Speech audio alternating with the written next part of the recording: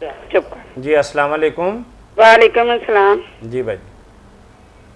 اب میں نے مولانا صاحب سے یہ پوچھنا ہے کہ یہ جانماز چٹائی کے بنے ہوتے ہیں؟ جانماز جی بالکل ہاں چٹائی جی. کے. اس کے پیچھے بھی وہ آ جاتی ہے نا گنبد جیسے بنا ہوا ہے. ہاں ہاں. تو وہ کہہ رہے ہیں کہ اس کے اوپر نماز نہیں تو ہوتی، اس کے نیچے کپڑا لگاؤ. اچھا. تو میں اس لیے میں نے جانماز میں اب نماز پڑھنی چھوڑ دی. میں نے کہا پہلے مولانا صاحب سے پوچھ لوں.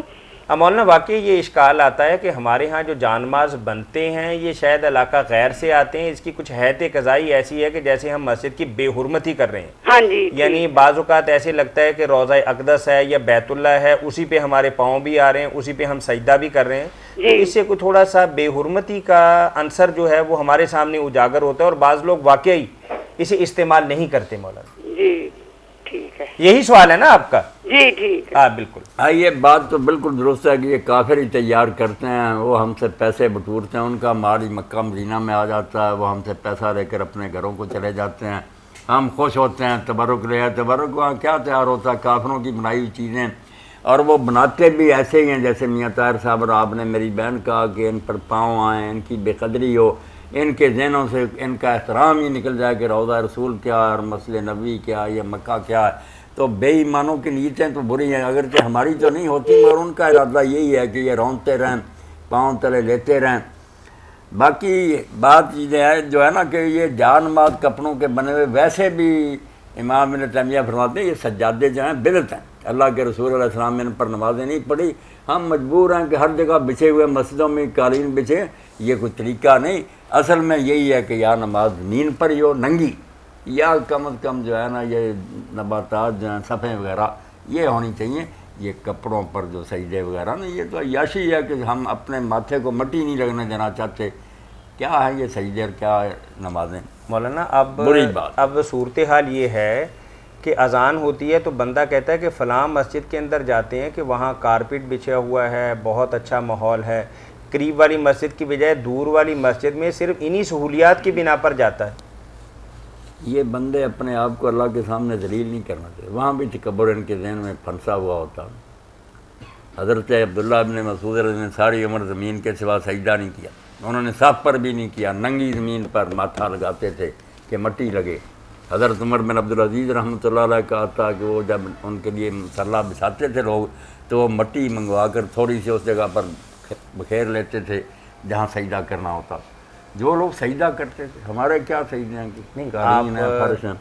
اگلی بات پھر مولانا یہ ہے کہ حرمین شریفین جاتے ہیں تو ایران کے حجاج کرام اور عراق وغیرہ کے جو اہل تشیع جن کو ہم کہتے ہیں تو وہ اپنی بغل کے اندر ایک وہ کس خاص قسم کا جیسے مطلب کہنے کا کہ وہ ایک جائے نماز رکھتے ہیں، وہ چٹائی کے اوپر بچھا کے اس پر سجدہ کرتے ہیں، چٹائی پر سجدہ نہیں کرتے. چونکہ وہاں ان کی مجبوری ہے کہ چٹائیاں یا کارپیٹ پہلے سے بچھے ہوئے ہیں، وہ اٹھوا تو سکتے نہیں، وہ نہیں اٹھوا سکتے، وہ تو حکومت کا کام ہے. اب وہ تیلیوں کا بنا ہوا جانماز عموماً ہر مرد عورت کی بغل کے اندر دبایا ہوتا ہے حرمین شریفین میں، حج کے دنوں میں، عمرہ کے دنوں میں. یہی کرتے ہیں نا کہ زمین یا زمین سے اگنے والی نباتات یا ان سے بالکل اسی طریقے کی چیز ہوتی ہے، یہاں سرکی کی بنی ہوئی. طاہر میاں مجھے یہ واقعہ یاد آیا کہ یہ ایرانی لوگ ہی تھے وہاں تو کر رہے تھے سجدہ. اس وقت اس طرح کے نہیں تھے جو سجدہ گاہ وہ رکھتے ہیں نا کہ ایک ٹکیا ہوتی ہے مٹی کی بنی ہوئی جس پر ماتھا لگ سکتا ہے، وہ رکھ لیتے ہیں سامنے. کم از کم ماتھا تو مٹی پر لگے تو رکھ رہے تھے. آ گئے شرطے، انہوں نے کہا شرک شرک شرک. اب ان کے ساتھ تھے بہت بڑے عالم تھے، سورہ فاتحہ کی تفسیر لکھی، اگر مل جائے پڑھیں تو پتہ چلے گا جو سوال کرے فاتحہ ہے کیا. ہم بھی پڑھتے رہے مگر کوئی پتہ نہیں چلا. سید ابو القاسم الخوئی مرحوم انہوں نے لکھا سورہ فاتحہ پر، وہ ساتھ تھے. انہوں نے کہا یار یہ اس پر سجدہ کرتے ہیں کارپٹ پر، ریشم پر، اس کو کر رہے ہیں، وہ شرک ہے. کہنے لگا نہیں، وہ تو صرف اس پر کرتے کرتے اللہ کو. اس نے بھی کہا یہ خاک پر سجدہ کرتے ہیں، خاک کو نہیں کرتے. سمجھایا نا جب کہ عقل سے کام لو کہ تین چیزیں ہوتی ہیں. ایک مسجود لہو کہ سجدہ کس کو کرتے، وہ اللہ کو کرتے ہیں. ایک ہے کہ مسجود علیہ کس چیز پر کرتے ہیں، وہ ہے جس پر آپ سر رکھیں گے. بے شک آپ جانمازوں پر رکھ دیں گے بیچارے مٹی پہ. جب سمجھایا کہ یہ جانمازوں پر اور ان ریشموں پر نہیں کرنا چاہتے، آج ہی انہوں نے کہا علامہ ہمیں سمجھ آ گئی، ہم اپنے رسالے میں اور اپنے ریڈیو پر بھی نشر کریں گے. مگر کیا وعلیکم السلام۔ جی وعلیکم السلام۔ بس اس سوال پر اب بات ختم کرنی ہے جی، کہ قرآن پاک میں کئی جگہ نہیں، صرف 2 جگہ، ایک سورہ مائدہ، ایک سورہ بقرہ، کہ جو لوگ ایمان لائے ہیں، جو لوگ یہودی، جو عیسائی، جو صابئی، ان میں سے جو اللہ اور آخرت کو مانے اور نیک کام کرے اس کو کوئی ڈر خوف۔ اس آیت سے بڑا غلط استدلال کرنے جیسے پوچھا گیا کہ بس اسلام کی کوئی ضرورت نہیں، رسول اللہ کو ماننے کی ضرورت نہیں۔ اب سارے قرآن کو پیچھے پھینک کر کے جگہ جگہ بتایا کہ جو رسولوں میں فرق کرے، کہ سارے رسولوں کو مانے حضور کو نہ مانے پکا کافر۔ سارا قرآن بھرا، اس کو چھوڑ کر ایک آیت کی ایسی تشریح کرنی کہ سارا قرآن برباد ہو کے رہ جائے۔ دین تو ہر جگہ اعلان کر رہا کہ یہودی اور عیسائی بھی نجات نہیں پا سکتے اگر حضور کو نہ مانے۔ تو میں اس بارے میں کہوں گا جو سوال کرنے والا وہ بھی اور دوسرے لوگ بھی کہ یہ آیت جو ہے اس سے بڑی گمراہی پھیلائی جا رہی ہے۔ اللہ کے لیے مولانا مودودی رحمۃ اللہ علیہ کی کتاب تفہیمات، اس میں پہلے حصے میں قرآن پر سب سے بڑا بہتان یہ لکھ کر اس آیت پر لکھا انہوں نے کہ جو معنی لے رہے ہو یہ تو قرآن سارے کی جڑ کاٹ رہے ہو، کیوں تبلیغ کا حکم دیتا غیر مسلموں کو، ایسا معنی کر رہے تو وہ پورا مضمون پھیلانا چاہیے، باقی مطلب سمجھ لینا چاہیے۔ لوگوں نے ایک تو صحابی دینا ہر جگہ لکھتا ہے ستارہ پرست۔ اب ستارہ پرست کیسے نجات پائے گا؟ کیا اس کا ایمان اللہ وہ تو کافر ہے، بت پرست ہے۔ غلط ترجمہ۔ یہ چارے نبیوں کی امت ہیں، میری بات سمجھ لیں، اپنے اپنے وقت میں نام ان کے الگ ہیں، مومن ہیں، نبی کو مانتے ہیں۔ اپنے زمانے کی بات ہے کہ رسول اللہ کے زمانے میں ایمان لائے مومن ہو، موسیٰ علیہ السلام پر ایمان لائے تو اس وقت وہ یہودی تھے، اب نہیں، اس وقت وہ یہودی تھے۔ عیسیٰ علیہ السلام پر ایمان لائے وہ بھی مومن تھے، ان کا نام نصارہ تھا۔